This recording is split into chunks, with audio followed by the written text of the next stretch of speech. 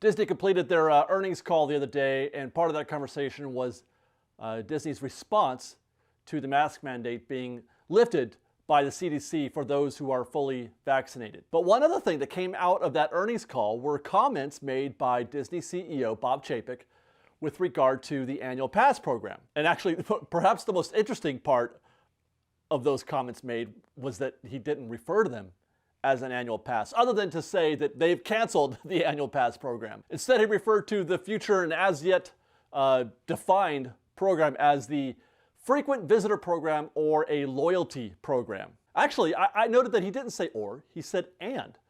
He said parks loyalty program and frequent visitor program.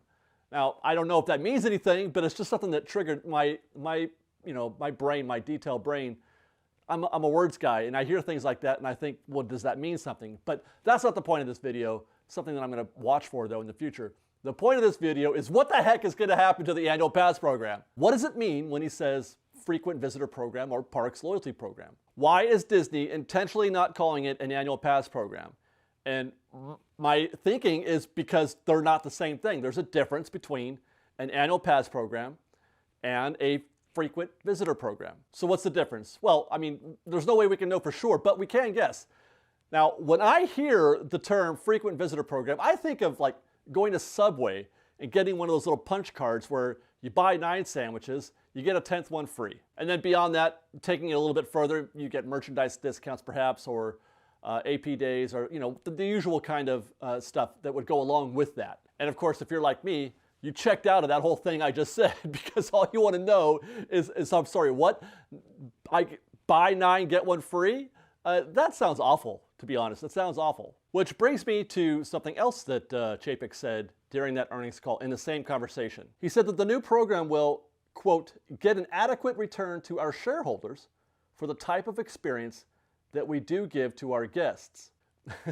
In other words, Disney feels like they're giving us a whole bunch of value for not enough return. We're not paying enough for our annual passes.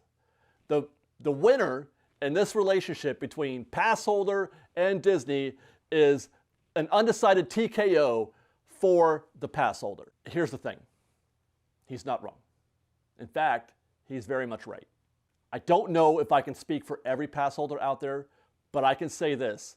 It doesn't take much for a pass holder to get at least break-even value out of their annual pass. Take, for example, the most expensive annual pass, the Signature Plus, with no blockout days at all. One needs to go to the park just 9 times a year to break even. And for the average SoCal Disneyland fan who buys that kind of ticket, that's no problem at all. That's not even once a month. Consider this. Consider the yearly increases that we see for annual passes, or for tickets in general. Every year, right around February, Disneyland raises the prices on everything. And through all those years, annual pass sales have gone up. To date, Disney still hasn't found the top end of that range that we as annual pass holders are willing to pay for that annual pass, for that luxury. Now, to be sure, when those price increases happen, every single year we hear talk and talk. Lots of people talk about how upset they are about Disney raising the prices and how unaffordable they have become.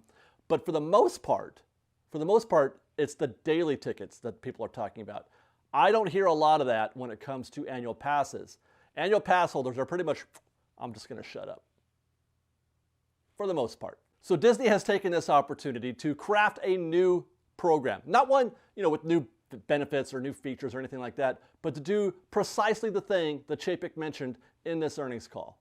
To deliver more return on investment to the Disney company on annual passes. In layman's terms, they want to charge more, a lot more. And actually, this particular scenario reminds me a lot of what happened the first thing that Michael Eisner did when he took over the Disney company.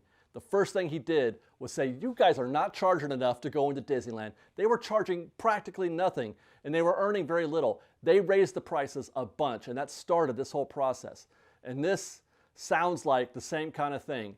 They have realized, or they are discovering, that there's more money to be made selling annual passes. So for me, really, the most important question right now is, will this program be something like a monthly payment program that we've seen in the past, with maybe more of an emphasis on the flex style pass where you make reservations, or something more like the subway method that we talked about before, where you pay a la carte, you pay per visit, and then you earn points, let's say, towards free tickets in the future. And while that sounds awful, it's actually possible that it's not so bad or so much worse than what we've experienced in the past. Take, for example, the aforementioned Signature Plus Pass, which sells for $14.49, or sold for $14.49, or roughly $120 per month. And for argument's sake, and to make this example, this discussion a little bit more digestible and a little bit easier to see the math, work, we're going to pretend that a ticket to Disneyland costs $120. So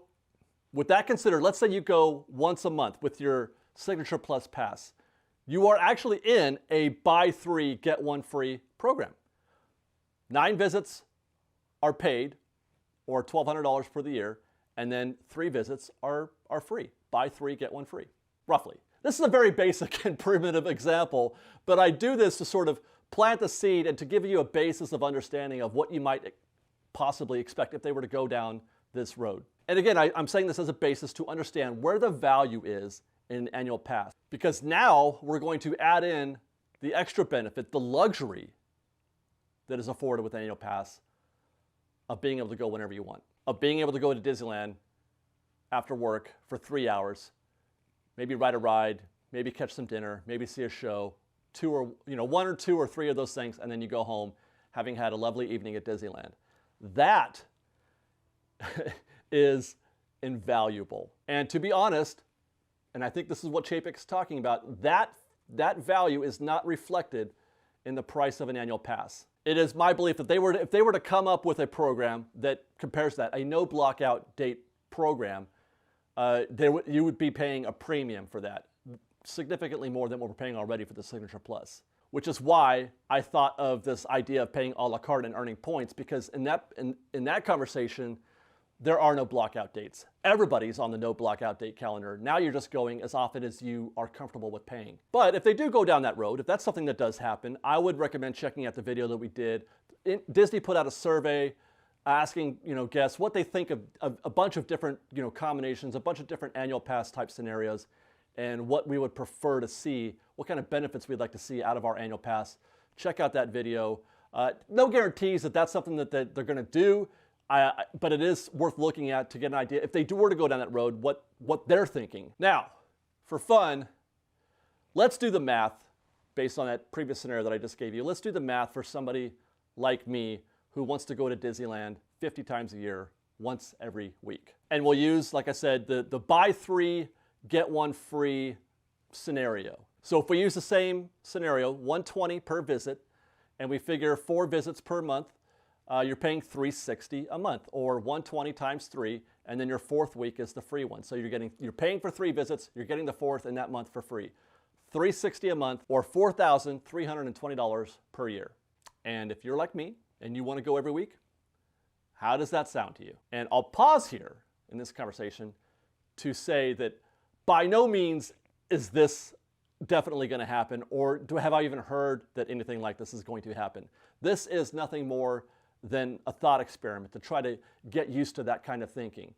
But bookmark this video just the same. Because if Disney thinks that they're not getting enough return on their annual pass investment, and you heard those numbers and didn't run screaming, well, I'm just gonna leave that right there. As for the rest of the program, which that's the important stuff. As for the rest of the program, they're gonna fill in the gaps with, like I said, food and merchandise discounts, exclusive merchandise, AP events, specific like AP days, that kind of thing. But I think for the average pass holder, for the most common pass holder, the real question that needs to be answered is, what do I got to do? How much do I have to pay in order to get the ability to just go to Disneyland whenever I feel like it? And for that, I guess we stay tuned. But tell me what you're thinking, FreshBaked. Do you need that monthly payment? Or what if it's just more? Are you okay with just paying more?